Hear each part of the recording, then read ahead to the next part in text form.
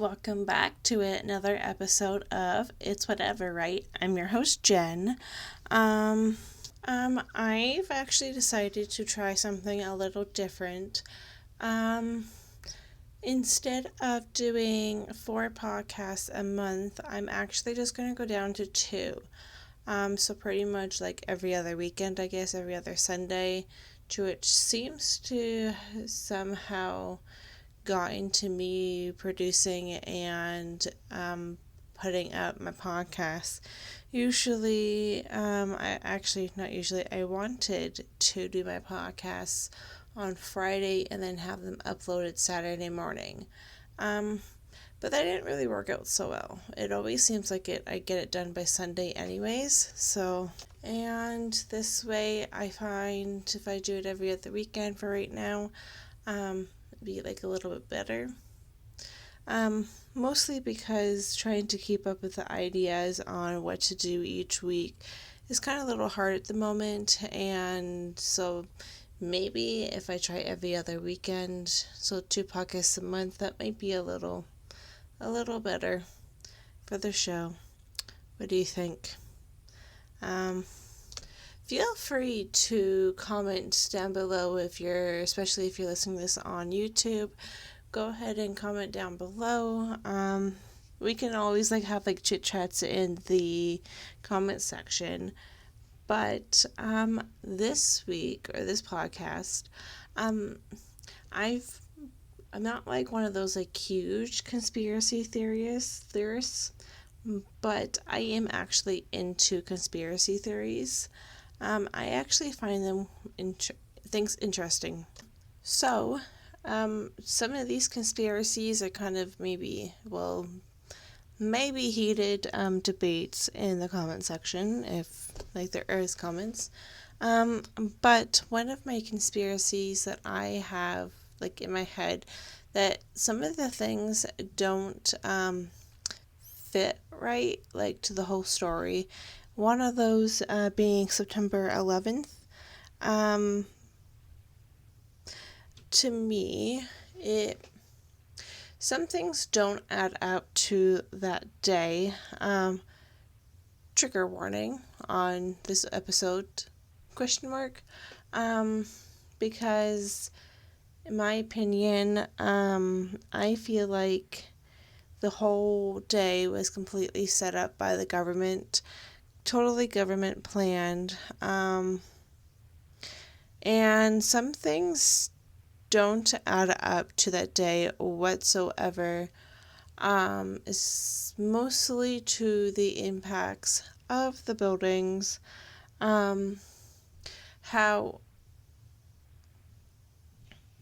why is it that before the planes had hit one of the towers in New York, the building already started falling even way before the plane had actually hit impacted the building. Actually starting to the floors blow up and come down, which is kind of suspicious. And when the plane did hit the towers, it's kind of I'm not some physics or nerd or anything, but it's just how if you throw a plane into a building, wouldn't it just tumble over and not knock the entire thing down? That's just kind of weird, and not being able to find plane parts in the area, which is weird, in my opinion. So the whole my conspiracy theory is that the government has some sort of in on it on their own country. Some may ask, why would they do that? It's mostly a cover up to distract the world, and that's basically it. Trying to benefit of the doubt, try to do research, and no matter what I found, all the research I did find kind of proved it was a hoax. The whole thing of an example of a false terrorism, a big way for the media to blow up and do a little bit better. And strange in how, like I was saying, that there was no really too much airplane parts due to the crash into these buildings, magically reported vanished. Which is quite interesting, really. Yep, basically, that's just my opinion that 9/11 is in a inside job and a complete hoax. My second thing is, my conspiracy theory, things don't add up, is did man actually land on the moon? I do actually, like, I hear something and I have to go, like, look it up after, but growing up, we were told that, what was it, in 1989, well, to be honest, I don't believe that man made it to the moon in 1969. Again, this one doesn't really add up all the way. I'm saying this because they have tried so many times over the years prior to this, in the 50s, to be able to send a rocket with man inside to reach the other side of the orbit. It never really worked out so well. A lot of people actually died due to that, unfortunately. And then the 10 years leading up to the day that a man landed on moon, the government had rushed NASA to being able to get the science down, being able to actually successfully land on the moon. The thing is, that's landing on the moon. That doesn't necessarily mean that they're able to leave the spaceship as seen on camera. Now, the thing is that in the 60s, technology wasn't as great as it is now. There's a conspiracy theory that they sent a rocket up in space. So it's kind of like the benefit of the technology not being that good. Most people had watched this from their little TVs at home. So the picture on the TV wasn't that great in the 60s. So that would like kind of like benefit it a little bit better, because you wouldn't be able to tell the difference between, like, if it's like just a studio or actual outer space. What doesn't make sense is, let's say that they did succeed, because like I said, the conspiracy theory is that they sent a rocket out that left the planet, and the astronauts were in a movie theater, or not movie theater, like a scene, like a movie set, and that's how they shot it there. So hypothetically speaking, if they did actually succeed to getting to the moon, that was actually that would have been like the first time that they would have successfully left the planet, made it to the moon okay, and able to actually leave the spaceship and step on the planet, like the rock itself, the moon. Everything, all the trials beforehand, pointing to they weren't successful. Then this one time that they actually are successful, getting to the moon and then being able to walk on the moon. Back in the 60s, they didn't have the technology, so how are they able to like I would get it today, but how would they be able to test how to walk in space, and bring it down here to be able to do it on Earth, to do the moonwalk, get it? Obviously, every single day, we are learning so much new stuff about science, about outer space, and everything. So it's always trial and error. So it's like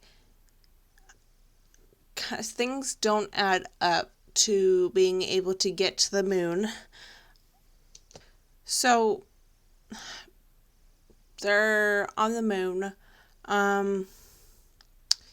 There is on the camera, for an example, for one, the light makes sense when you watch the video of like the flag coming out. That makes sense because there would have been air in the bag that the flag was in.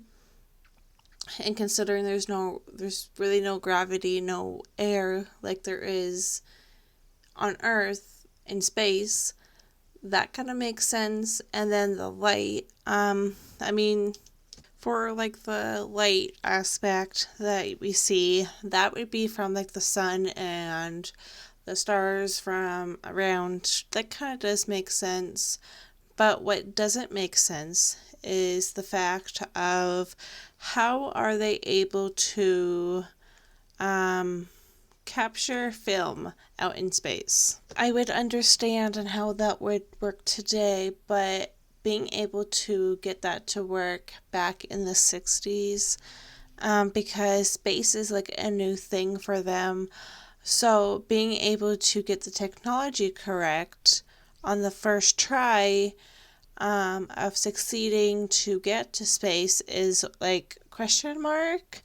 By now, after 50 years of trial and error, of successfully hypothetically getting to space and sending humans out there, on their what they call regular basis, having the correct technology and the correct space suit gear so that the people are safe, getting their space suits correctly thermalized so they're warm but they're not or cold, having their oxygen tanks last for very long.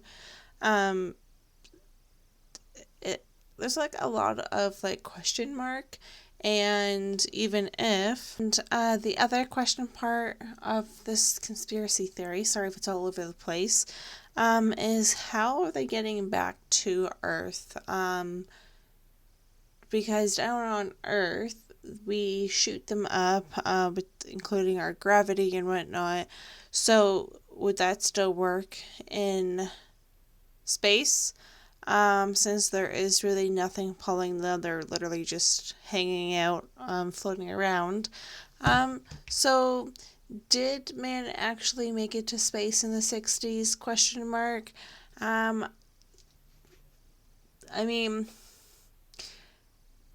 There is other question marks about moon itself anyways. If it is actually a moon or if it's just like a giant spaceship, of aliens watching us. That is actually like the next conspiracy theory, is that so if human beings here on planet Earth exist, with all of our mammals and fishes and reptiles and etc. that live on Earth, does that leave it open for other life forms out in space? And what is up with Area 51? I know that little thing of earlier this year of aliens are real, but are they or are they not? The governments like to hide a lot of stuff. Personally, of how as human beings, us 7 billion of us, react to stupid shit on a daily basis, I don't actually blame the government for not telling us if aliens exist or other life forms exist out in the universe or galaxies, to which completely fucking makes sense. I mean, have you met the human race? Humans are obnoxious, they are stupid, and they are very weird creatures. So, I mean, I've watched enough space shows, I've watched enough Supernatural, to kind of comprehend that aliens come in every different shape and form. They might even look like humans, but they're not humans, they're aliens, and they're coming from, like, Superman is technically an alien, and so is Doctor Who, and they kind of look human. They're just dope as shit, really. So there's that, and I don't know about you, but, or where have you been over the past 2020, but we all seem to be addicted to TikTok.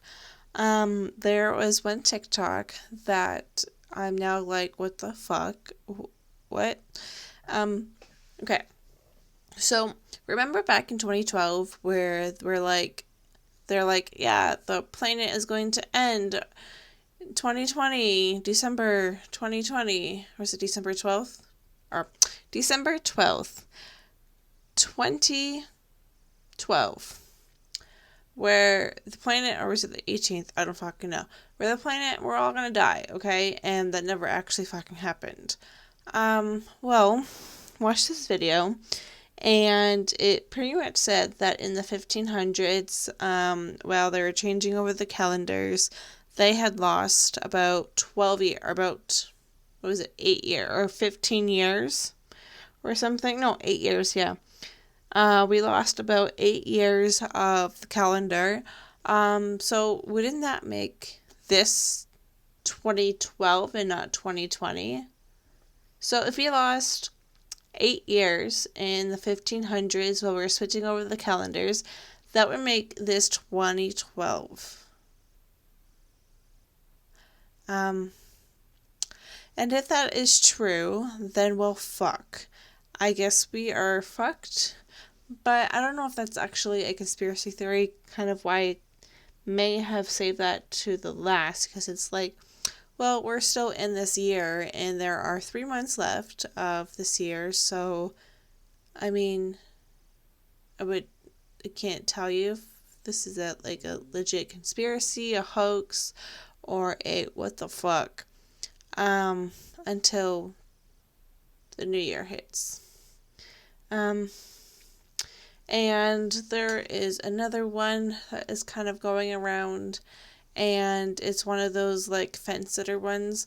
And if you have guessed coronavirus as a conspiracy theory, you are correct, I think.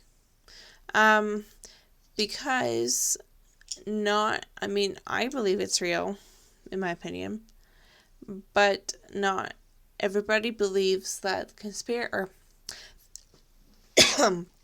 that coronavirus is a conspiracy theory and a hoax, because not everybody has actually met somebody with COVID, to which I do believe that COVID is a legit thing, as I work in the healthcare system myself.